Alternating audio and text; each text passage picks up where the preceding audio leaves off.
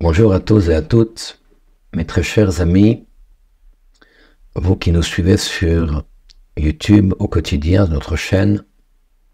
Nous sommes aujourd'hui Yom Sheni, Chavav Iyar Hei Tafshin Pedalet, lundi 26 Iyar 5784. Nous sommes le 41e jour du Homer et nous sommes dans la semaine de la Parasha Bamidbar. Nous avons entamé le 4e de la Torah. Nous sommes à la veille de Shavuot, qui aura la semaine prochaine, mercredi ou jeudi prochain.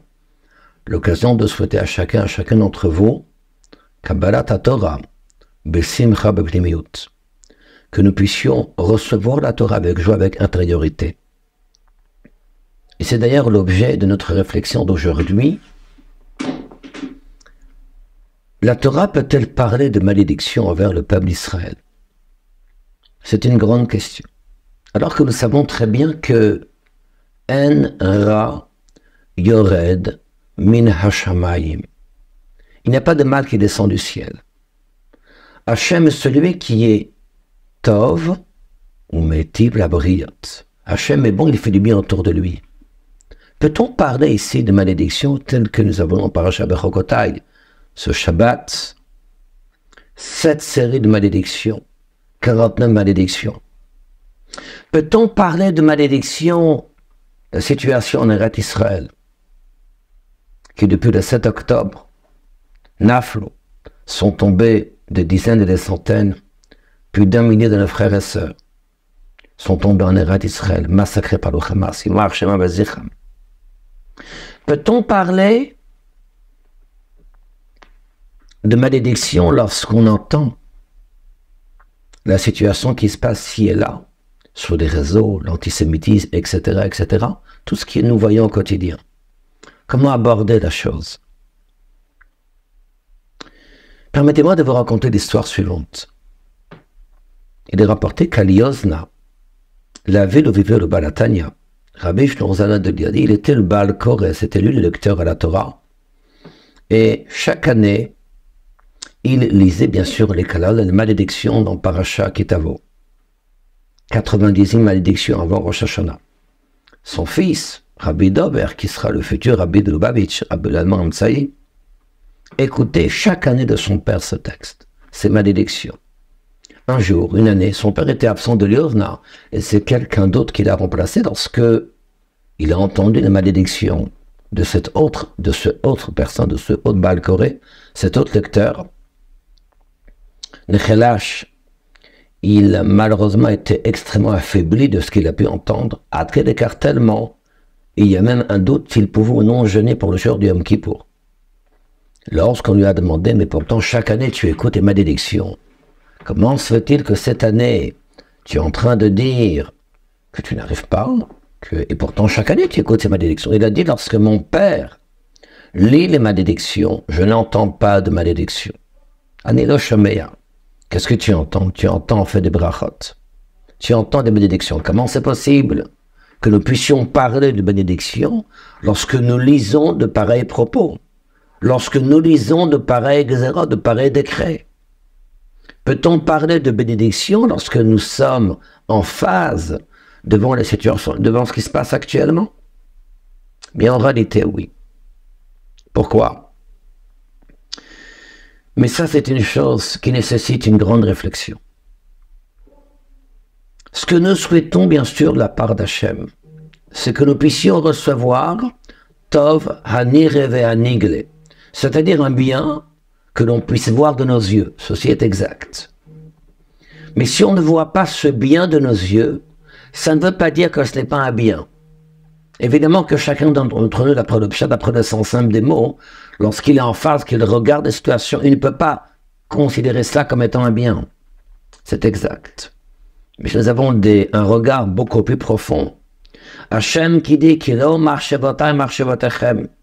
parce que mes pensées ne sont pas les vôtres. Kilo darchem darachai, parce que mes chemins ne sont pas les vôtres. En réalité, dans toutes ces malédictions, ce sont des brachot tellement grandes qu'elles n'ont pas la possibilité de s'exprimer, de s'habiller à travers des mots de bénédiction. Et ces textes-là s'habillent, ces brachot s'habillent à travers des mots de malédiction. Et permettez-moi ici de partager avec vous l'un de ces versets qui nous donne une dimension beaucoup plus profonde que du sens simple que nous avons. Il est marqué dans le texte. Dans Bechokotai, Perek Chavav, Pasuk Chavav, au chapitre 26, au verset 26, pas par hasard. Veshivri lachem matelechem, lorsque sera brisé pour vous le bâton du pain, lorsque la famine va arriver. 10 femmes viendront à cuire le pain dans un seul four. Et vous devrez ramener le pain sur une balance. J'ai entendu qu'il y aura tellement. Vous mangerez et vous ne serez pas rassasiés. Il ne restera que quelques petites miettes. Donc vous ne serez pas rassasiés de ce pain. Lorsqu'on voit un tel texte, Parashat Bechokotai, on ne peut que s'indigner sur une famine fulgurante, certes. Lorsque nous regardons plus profond, il y a ici une autre lecture sur ce texte. En réalité, lorsqu'on parle ici lechem, le pain, qui vient de chita, du blé, le mot chita a pour valeur numérique le chiffre 22. Mais chiffre lechem et lechem, nous parlons ici de ce qu'on appelle l'éclatement, la dispersion, l'étendement de ce qu'on appelle chita, le blé, le chiffre 22. À quoi fait référence le chiffre 22? Chavbet otiyot haTorah. Les 22 lettres de la Torah. Lorsque ces 22 lettres vont alors se disperser. Que veut dire se disperser? Lorsqu'elles vont alors s'habiller à travers toutes sortes de mots, dans tous les textes de la Torah. Ça, c'est le chiffre lechem et lechem. Il ne suffit pas uniquement d'avoir 22 lettres, certes, mais ces 22 lettres vont avoir des dizaines, centaines, millions et milliards de combinaisons dans tous les textes de la Torah. Chumash, Mishnah, Gemara, Halacha, etc., etc., etc. Ça, c'est ce qu'on appelle le chiffre lechem. Lorsque va alors cette combinaison multiple de ces 22 lettres va alors s'éclater à travers toute la Torah. Et là, nous parlons ici de 10 femmes. La femme ici représente le Mekabel, celle qu'il reçoit. À l'instar du clan d'Israël, qui est celui qui reçoit la lumière de ces 22 lettres. Je vais alors faire cuire ce pain, Betanour Echad. Ça veut dire quoi? Il s'agit ici de rattacher toute la Torah, ses multiples combinaisons avec Echad. De ne jamais oublier que le rôle d'un juif, quel que soit le texte qu'il apprend, je vais étudier une page de Gemara, je vais apprendre une halacha, je vais apprendre sur un domaine, parfois, je ne sais pas, sur Kiddush HaChodesh, sanctification de la lune, etc., etc. Je dois toujours ramener et ne jamais oublier le référentiel. Quel est le référentiel? C'est Echad. Et comment je dois habiller cette Torah? Je dois cuire cette Torah. Ça veut dire quoi, cuire la Torah? Ça veut dire que je dois exprimer la Torah, une chaleur, une itlaavut. Une personne qui va apprendre Torah avec un meretz, avec un kol, avec une voix, avec une vivacité, avec un esprit présent. Bien sûr qu'une personne qui apprend Torah affalée, endormie sur son lit, ne pourra pas apprendre Torah longtemps. Et donc l'idée, c'est quoi? Ces 10 femmes en question, ce sont en fait les 10 korot, les 10 formes de l'âme, que chacun d'entre nous possède.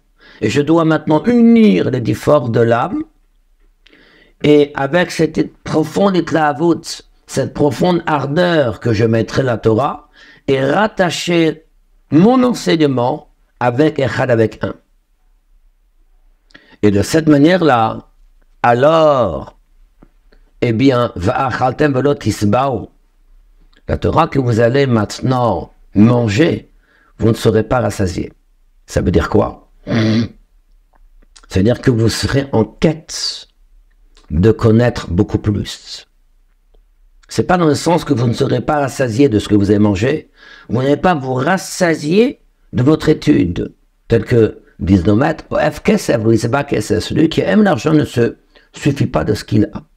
Ça, c'est toute l'idée qu'il faut retenir. Je donne un exemple de ce verset-là, qui doit être significatif de la manière dont on peut expliquer un verset plus profond. Et pour terminer, puisque nous parlons de cette itlavut, cette profondeur, cette ardeur qu'il y a dans le judaïsme, qu'il faut mettre au service de la Torah, on raconte l'histoire d'un chassid, un homme pieux, qui a vécu des années de communisme.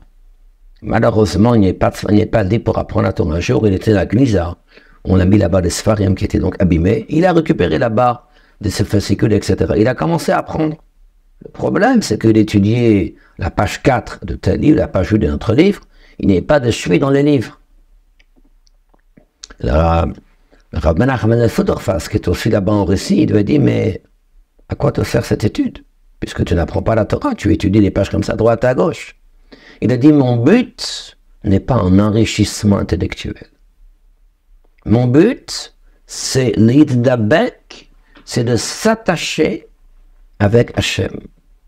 Et à ce titre-là, quand j'apprends un texte de Torah, ne serait-ce que j'étudie quelques phrases, peut-être 4 phrases de Mishnah, 3 phrases de Chumash, tel paracha, etc., je dévoile finalement une ardeur plus sur l'aspect intellectuel, mais beaucoup plus, je dirais, sur les lettres de la Torah, qui sont maintenant devenues des lettres saintes, qui ont une dimension d'être l'expression de la volonté d'Hachem. Donc je pense que, à nous tous et toutes, pour trouver ce qu'on appelle un cheshek, un désir, une volonté d'étudier la Torah, il faut mettre de l'ardeur. Et pour mettre de l'ardeur, il faut déjà se mettre à étudier. Prendre un texte et essayer de comprendre ce texte. Essayer de répéter ce texte. Essayer d'approfondir ce texte. Essayer de vivre ce texte parce que cette Torah-là est bien la nôtre.